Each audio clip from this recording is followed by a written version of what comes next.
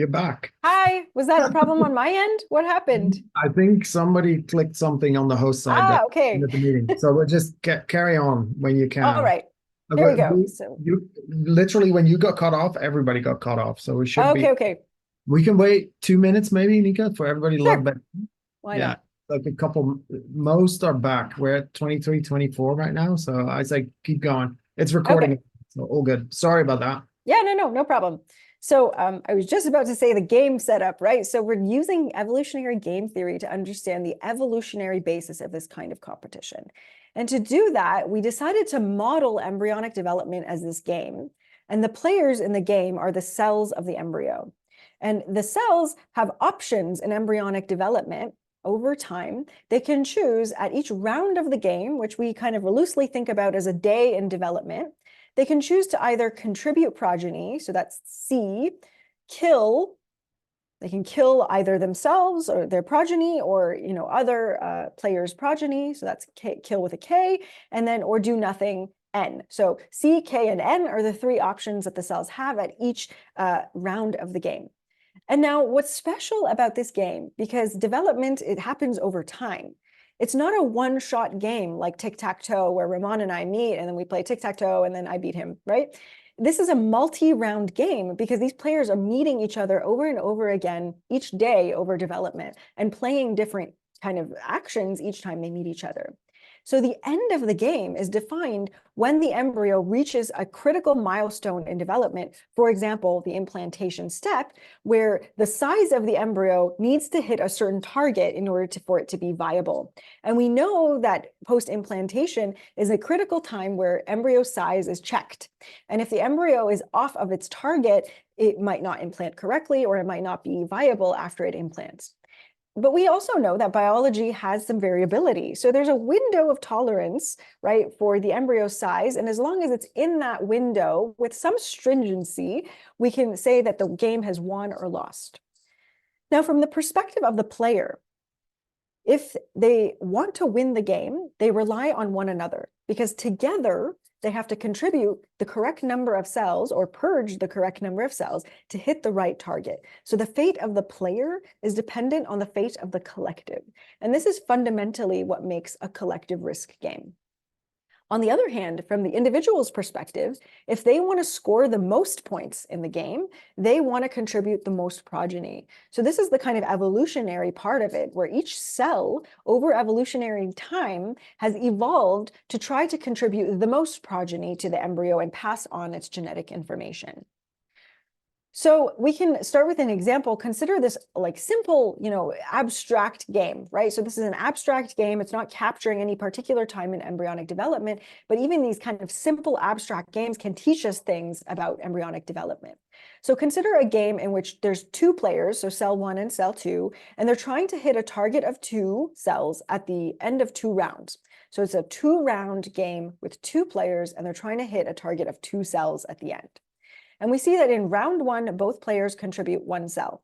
Good choice. They're trying to get points, right?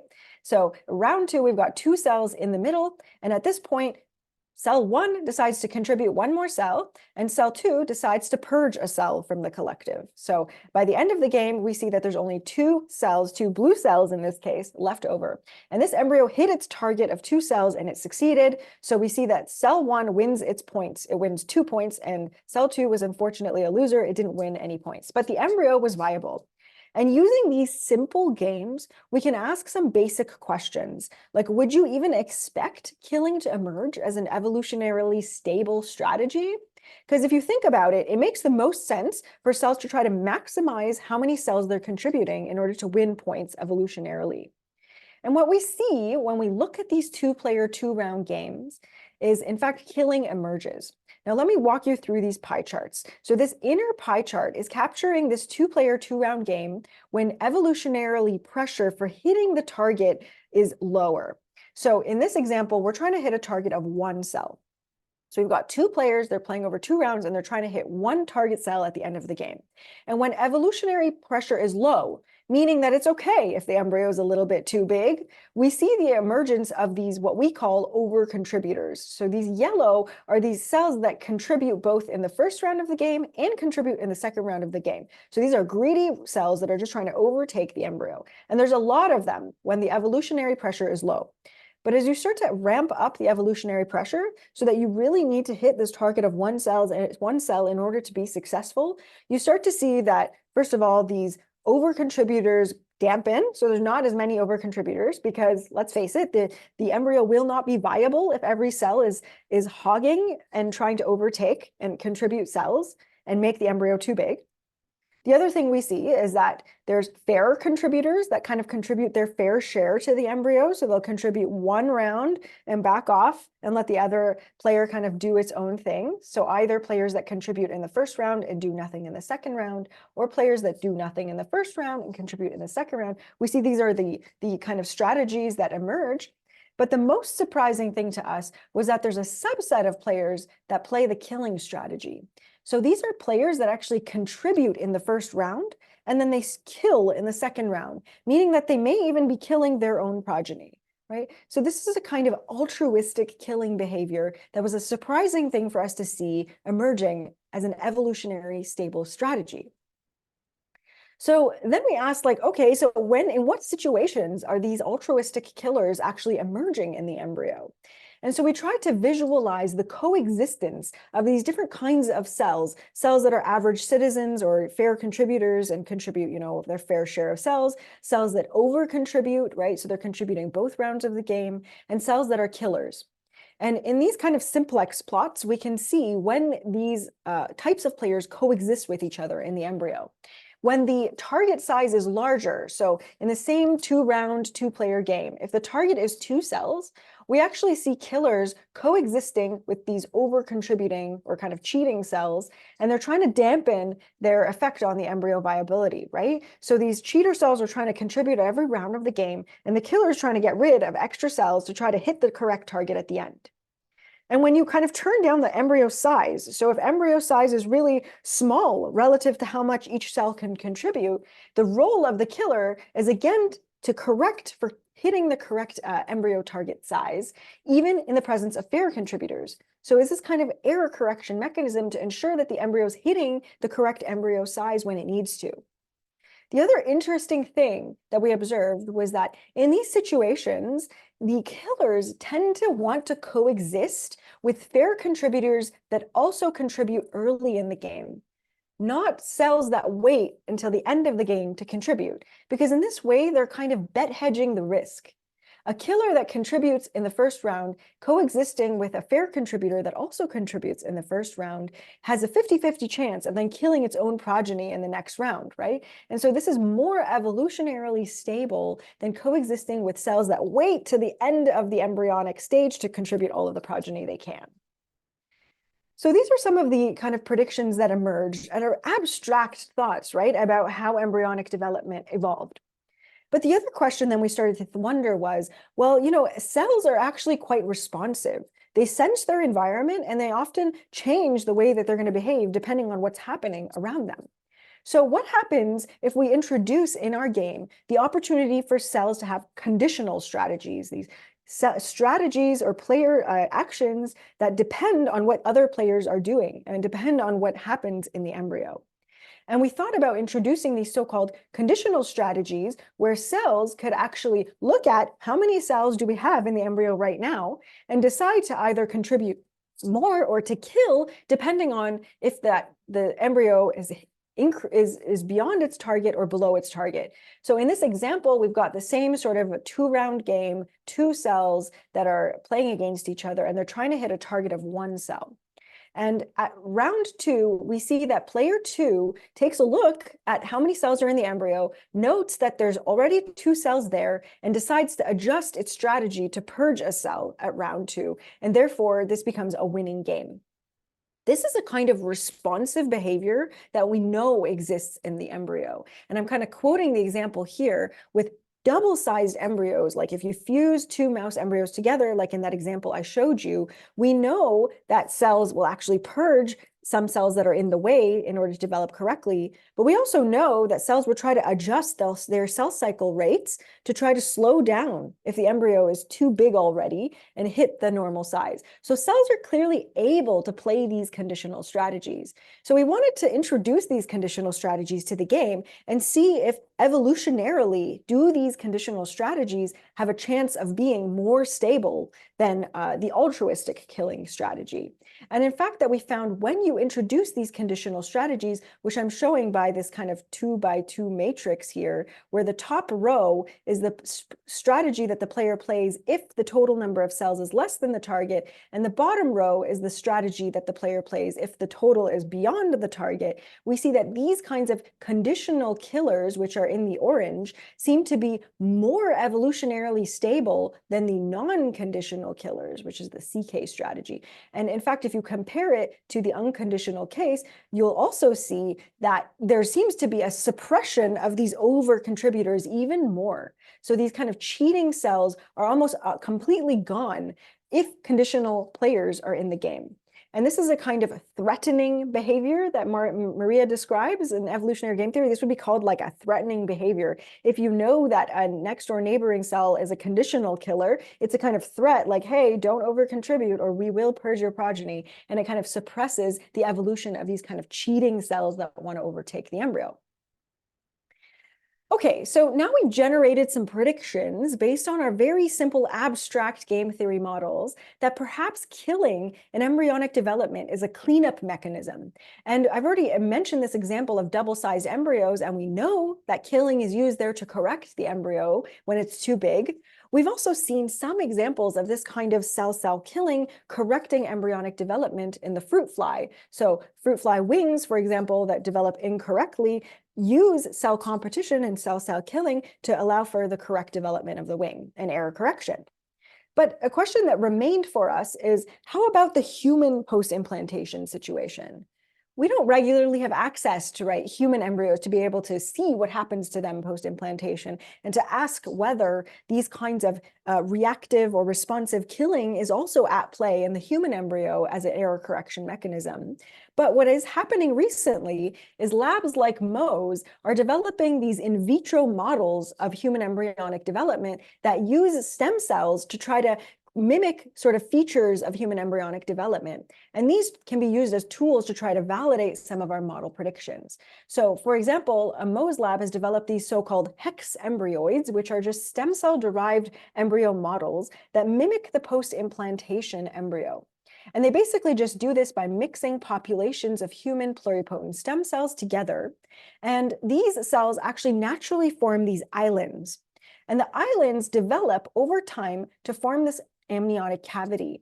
So this is very similar in some ways to the human post-implantation embryo and the amniotic cavity that forms over the epiblast as development is progressing. Now, what was interesting to us is that Mo's embryoids, when they develop these islands, they develop at random sizes. So some islands just happen to be very big, some are very small. And this was very good for us because we could actually imagine this game of human embryonic development happening and use the formation of amniotic cavity, a single amniotic cavity, as a marker for embryonic viability. And we know from his structures that if these sort of embryoids are too big, they actually form more than one cavity. So you might get some abnormal structures that form more than one cavity, and this is not viable. But we know that this is a function of their size. So the more cells that they have, the more abnormal they're going to be. And so for us, this was quite applicable to our game, right? There's a target size, a target number of cells that the embryo needs to hit in order to be viable, in order to form one single amniotic cavity. And then we could test to see whether our prediction that killing emerges only in situations when the embryo is too large and it's trying to correct itself is true. And in early data that we're getting from Mo's lab now is actually showing this. We're seeing this trend that these structures that are too big, that are forming multiple lumens, seem to have selective cell death in the interface between these lumens that's trying to form them into a single lumen and try to reduce their size to be in the correct size range. So it seems to be consistent with our prediction that competition is this cleanup mechanism, and we think it might hold also in human post-implantation development. Okay, so this was a very sort of high-level embryonic perspective game. In this sort of next part of the talk, I wanted to tell you about some of the sort of more mechanistic studies that we're doing to try to understand how is it that these cells are competing and killing one another, the molecular rules that underlie this kind of competition. And this is a project that's really led by my PhD student, Kieran, and was supported by my now graduated master's student, Vivian, who's now in med school at UBC. So maybe you'll run into her. And it was in close collaboration with Dr. Tristan Rodriguez in Imperial College London and Leonard Foster at UBC, as well as Li Vu and David Knapp, both early career researchers that supported this study. And now recently, we've also been collaborating with Raman, as well as his talented PhD student, Ju He, to support some of our studies trying to understand these molecular rules. So I'll tell you what we know so far. So I mentioned that in the mouse embryo, we know that a subset of cells are going to purge and eliminate through a contact-mediated mechanism the cells around them at this post-implantation stage of development. And these studies, which happened about a decade ago, suggested that there was a sort of phagocytosis, like a cell eating its neighboring cell to kill it activity. So we thought, could we study the mechanisms underlying this elimination by using stem cells? And in fact, our collaborator, Dr. Tristan Rodriguez, is one of the first in the world, if not the first in the world, to develop these pluripotent stem cell competition assays. Where, as I mentioned, you can take cells from the developing embryo and grow them in a dish. These are embryonic stem cells, also known as pluripotent stem cells. And there's actually established competing lines of pluripotent stem cells that are labeled in different colors, like red and green. And if you grow them on their own, these cells are the same. They grow at the same rate. They're viable, they grow normally. But when you mix these two competing pluripotent stem cells lines together, you'll see that one of them, the losing line, gets eliminated through a caspase-mediated mechanism, eliminated from culture. So here is an in vitro assay of what's happening in vivo, where a pluripotent stem cell is actively killing its neighbor. And so we wanted to use this as a system to study competition. A lot has been already studied with these lines. For example, we know that if you take different species, pluripotent stem cells lines, and you mix them together in these competition assays, you will see that species compete with each other. So there's a conserved mechanism of cell-cell competition. For example, rat will beat human. A rat and mouse are pretty evenly matched. Cow is the ultimate loser. All the species seem to kill cow pluripotent stem cells. So this is a conserved mechanism. We've also learned that there's key genes that we can perturb, genetically engineer in cells in order to make them winners or losers. It might not surprise you that some oncogenes are associated with being a winner, right? So if you have less p53 or higher MYC, you're likely to be a winner, right? And we can engineer that. If you have mitochondrial damage, right, you're likely to be a loser. So there's certain things that make you a winner or loser, and it's all relative. So while a wild type pluripotent stem cell might be a winner against a BMP receptor 1A knockout line, that same wild type cell will be a loser if it's mixed with a p53 knockout, kind of like a cancer-like super competitor. So winning is relative.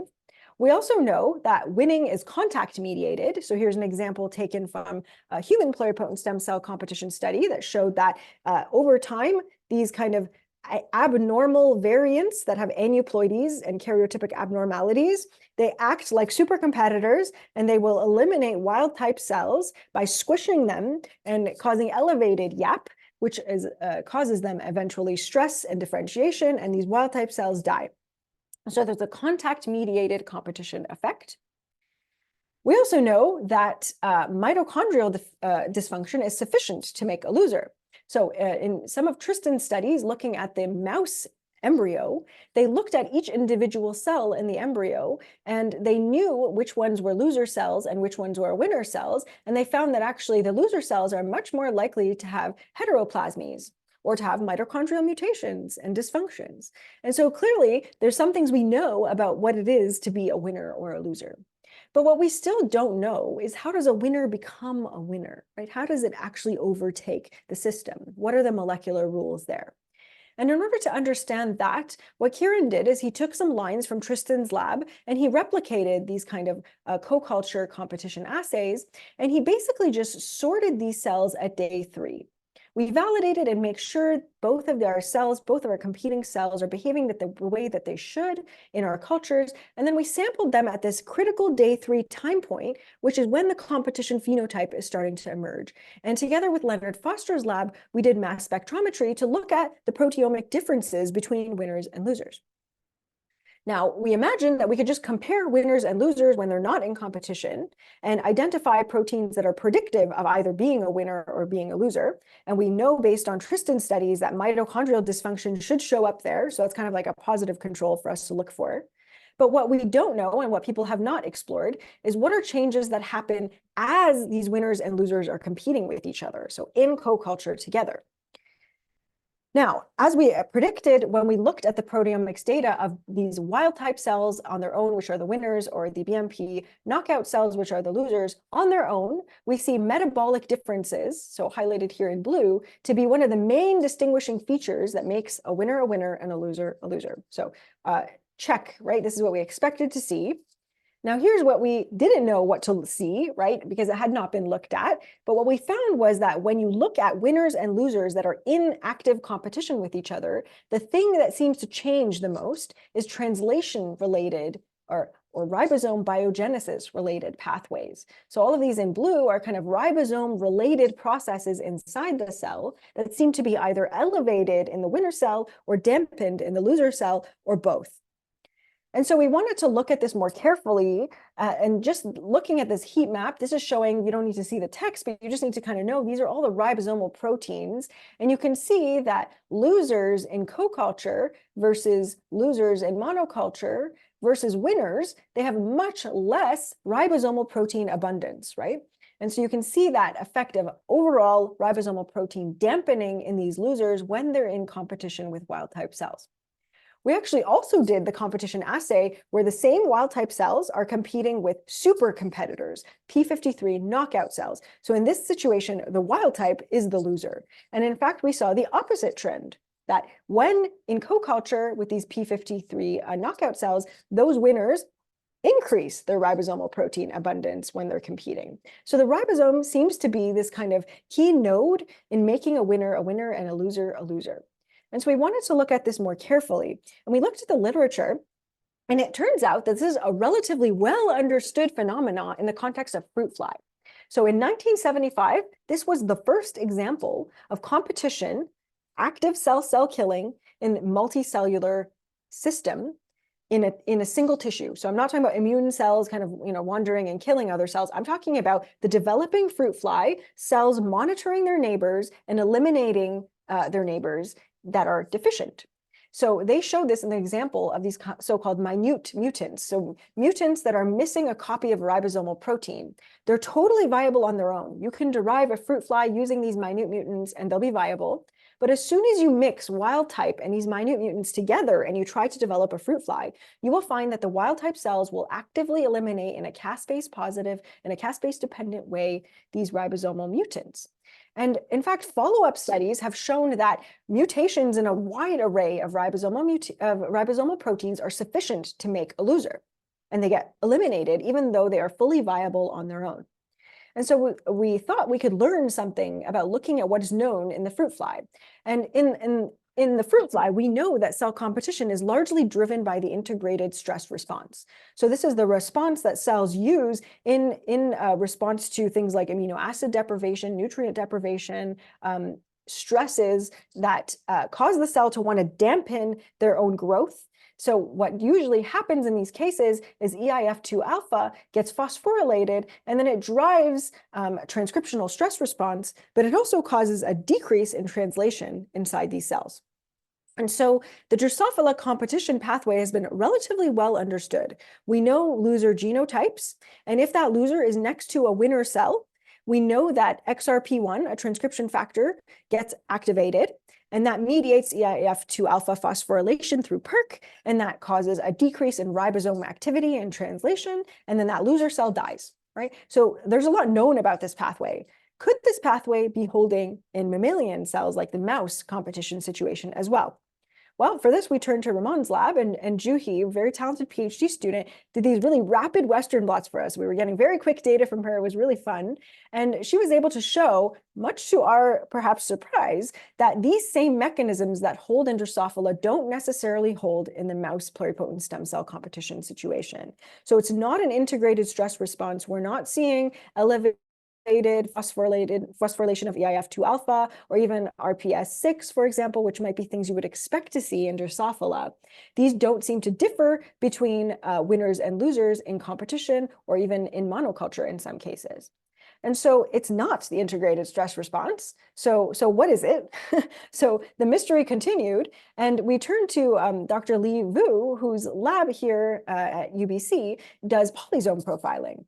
And we did these so-called polysome profiles. And what this allows us to do is to visualize the abundance of ribosomes. So the 40S part of the ribosome, the 60S part, monosomes, so a fully assembled ribosome, as well as polysomes, meaning multiple ribosomes attached to the same piece of RNA. And we could look for differences in these in winners and losers during competition. And one of the things that emerged from these studies was that it seems to be that losers have a bottleneck in the abundance of the 40S component of the ribosome. And this might give us some hints to what it is that kind of triggers them to become a loser once this competition pathway is triggered, right? So once that loser meets a winner and is doomed to death, right? So we're still kind of trying to understand the mechanism after this, right? So what is it that makes the 40S become the bottleneck? And then what happens? You know, why does a loser then become a loser?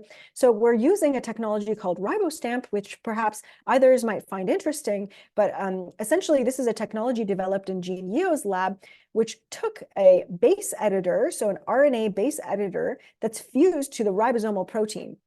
Now, the ribosome in these engineered cells that contain the RiboStamp technology, these ribosomes, as they're translating pieces of mRNA, will cause these mutations in the RNA, and you can use single-cell RNA sequencing or bulk RNA sequencing to read out not only the abundance of this mRNA, but also which ones were being actively translated inside the cell. So it provides a look at the translatome of the cell, which we think is the important part. Knowing that the ribosome is the part that's different between winners and losers, we want to know, so what are these different ribosomes doing inside our cells?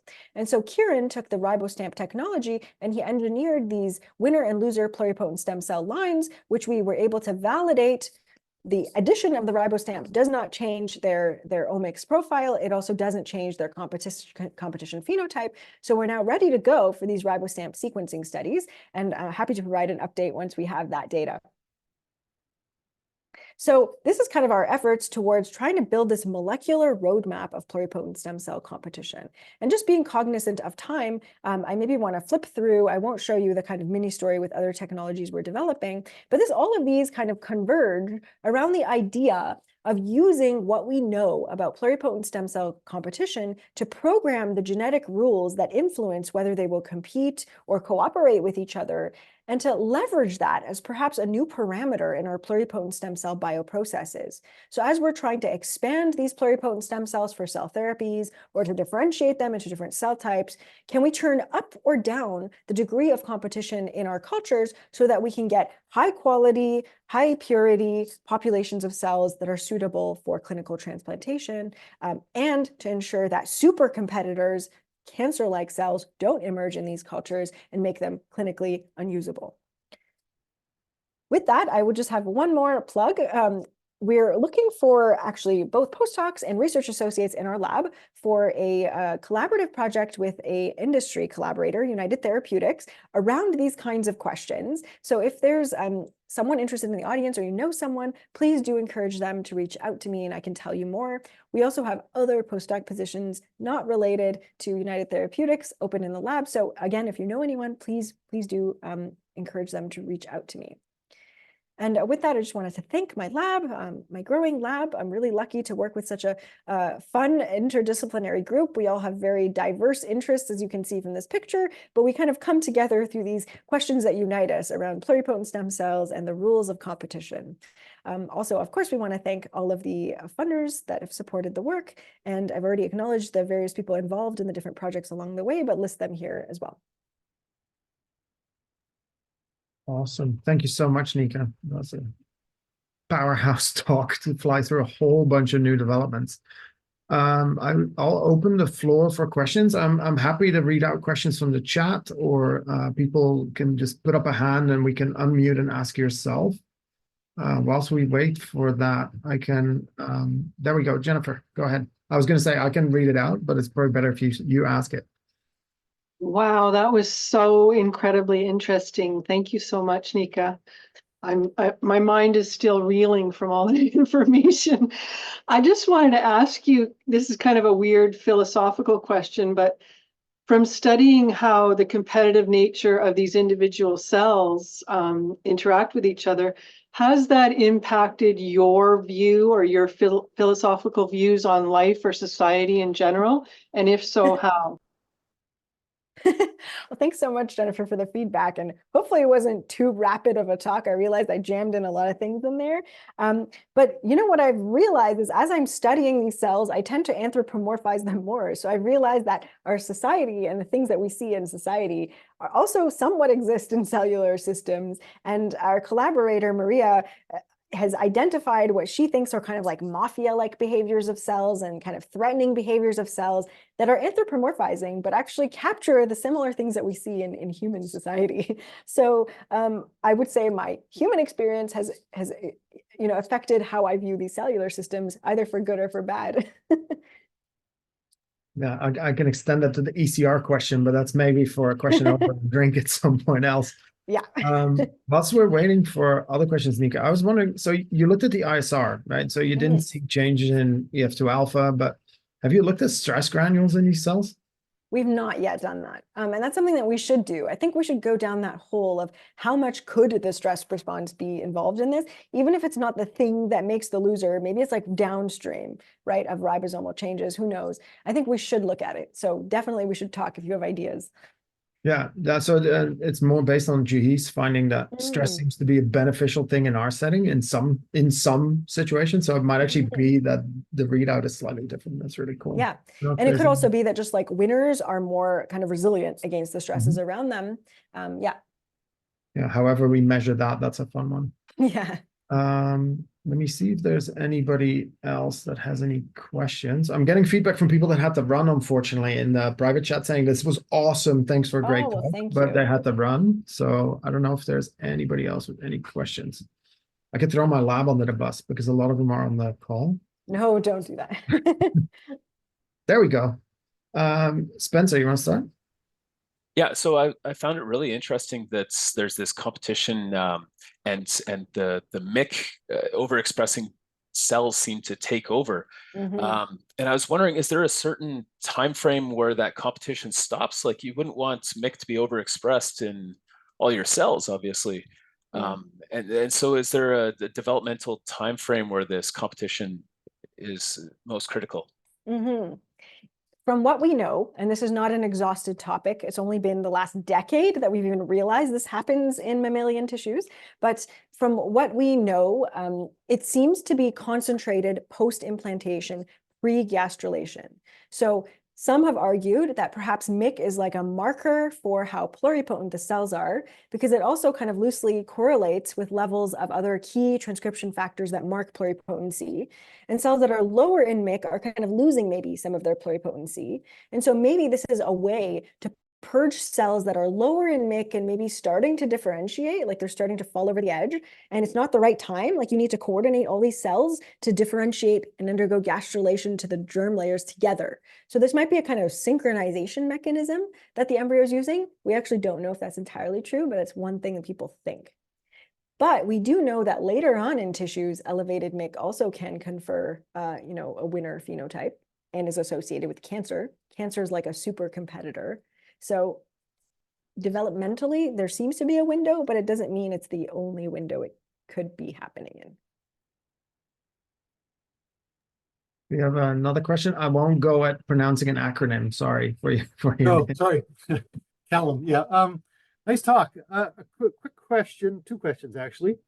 So during embryonic development, all those cell divisions, you can get uneven division of resources, and is the sort of fitness a way of weeding out faults due to uneven division of resources? And when you started talking about ribosomes, you know, if in some sort of cellular division, the amount of ribosomal components are higher in one cell than the other, I could see where that might lead to an imbalance in terms of their developmental possible speeds, and the system might want to have some kind of stability part in there. Any thoughts along those lines? Yeah, I think that's a totally viable hypothesis. I think it's totally possible. I don't know that anyone's ever looked at that. I know people have looked at the kind of non-equal distribution of RNAs and proteins in general between these embryonic cells, and showed that that can kind of bias their fate. Although it doesn't close all of their options for differentiation, it just kind of biases what they do. I don't know whether ribosomal kind of division inequalities might also be at play. It's an interesting one.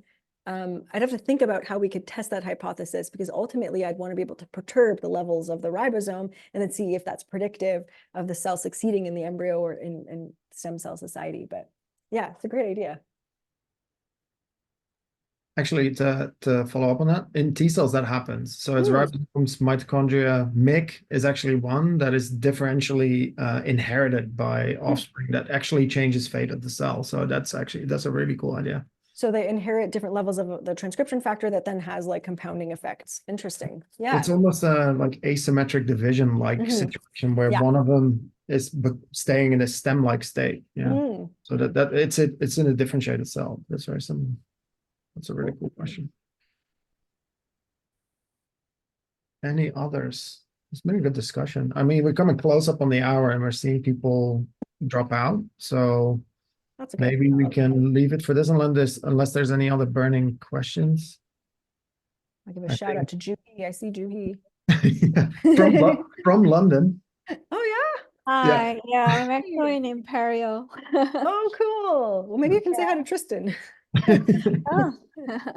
Cool. Awesome. But I could maybe throw some questions then. So I was wondering if the competition would be the same in physiological situations. So maybe you put wild type cells and then knockout cells with or without like whole blood cells, and then if the competition still happens, or like you mix with like different like primary cells from liver tissues or gut tissues or something like that, would that competition still hold up?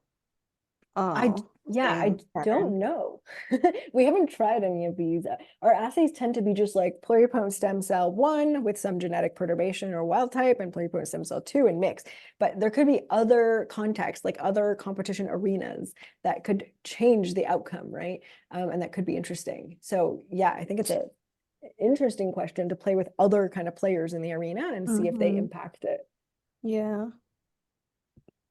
Because like nutrition level is also different in circulations and different tissues and stuff. Okay, so that's a good point. We know that nutritional differences and access is not the source of pluripotent stem cell competition. Yeah. Tristan's done these like really nice perfusion studies where he just like flows the media over the competing cells and shows that they still compete. So it's not a nutrient deprivation effect. That's interesting. We thought it would be, right? We were looking at that with you and Ramon earlier, but we realized it's not that when Tristan got his results.